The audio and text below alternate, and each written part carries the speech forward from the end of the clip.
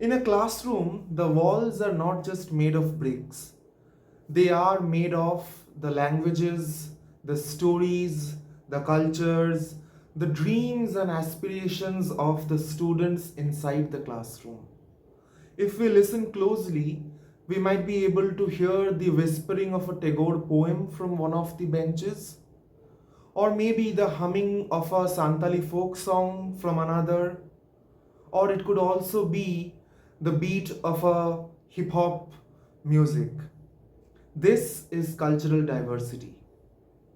Hello everyone, welcome to a new video of Voice and Verse by Riju. In this video, we are going to delve deep into the question of the importance of cultural diversity in education. So let's begin with defining cultural diversity. Now see, cultural diversity in education is not just about having students from different backgrounds in the same classroom.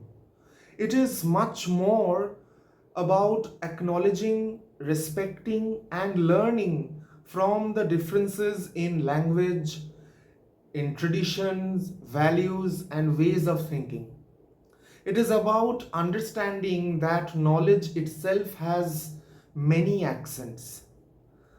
Now let's think of a classroom as an orchestra. In that case, each of the cultures would be an instrument in that orchestra.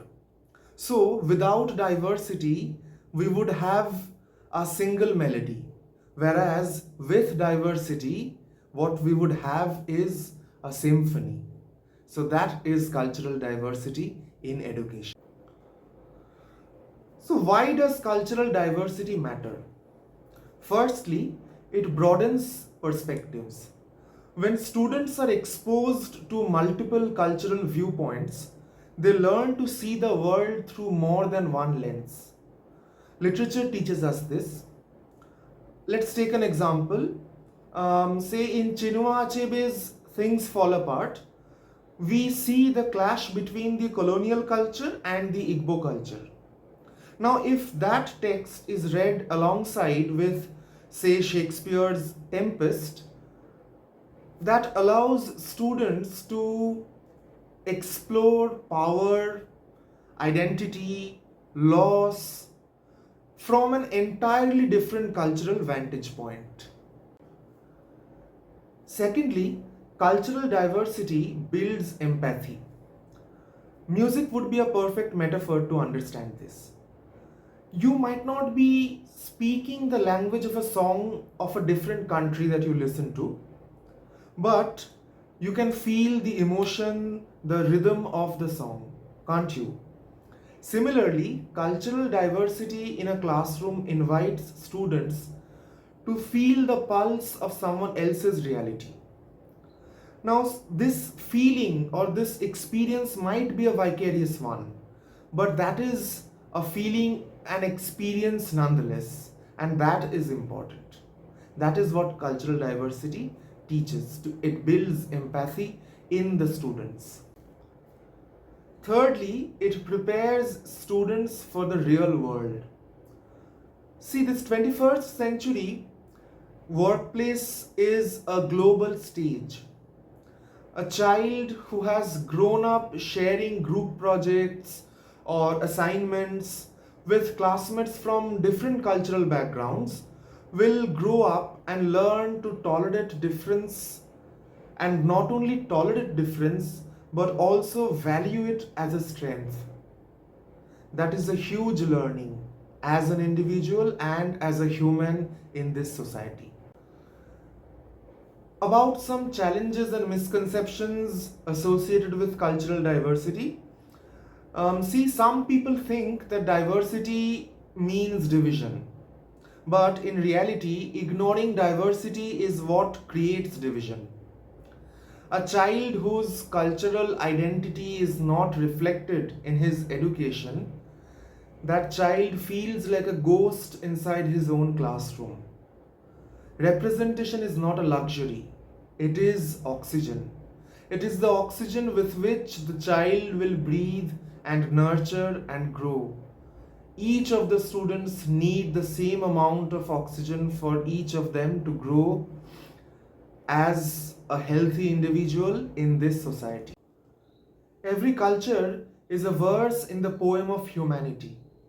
If we remove verses, the poem is incomplete. So the question is not, should cultural diversity be part of education? The real question is, can education call itself education without cultural diversity? That is the real question.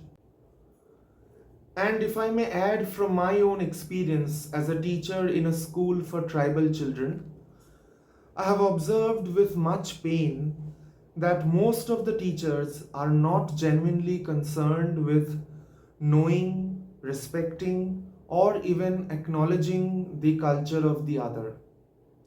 In my case, it is the Santali students, but it could be any community, any language, anywhere in India.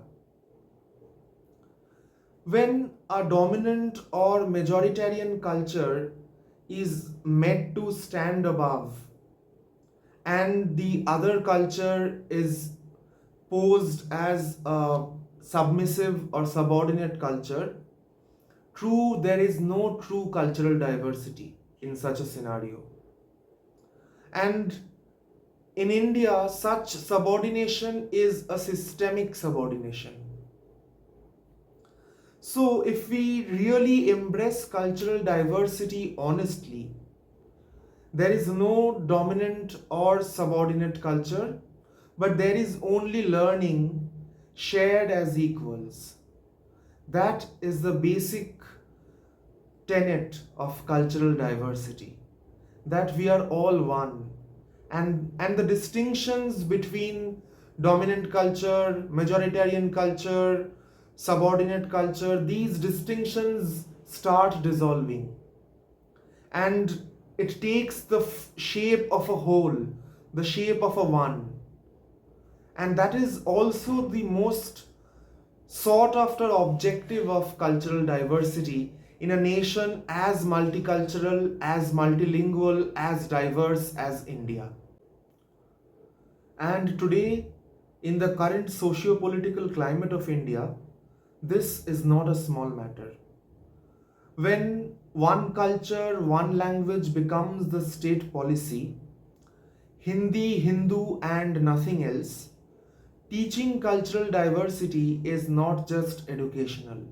It is radical, it is political, and it is, in fact, a necessary act of resistance.